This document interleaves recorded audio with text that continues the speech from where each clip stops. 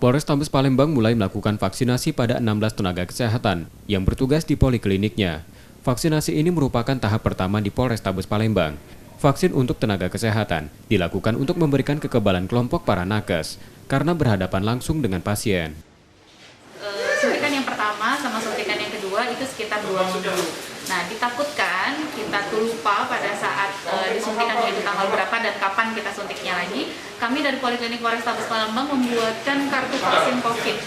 Nah, jadi kita tulis nama data-datanya, kemudian dosisnya berapa, dilakukannya tanggal berapa, kemudian ada nomor batch vaksinnya, kemudian tanggal berapa lagi dia harus divaksin. Vaksinasi di Polrestabes Palembang dilakukan bertahap. Tenaga kesehatan akan kembali divaksin 2 pekan lagi. Rencananya setelah tenaga kesehatan, Polrestabes Palembang akan memvaksinasi seluruh personilnya. Yudi Kiswanto, Kompas TV, Palembang.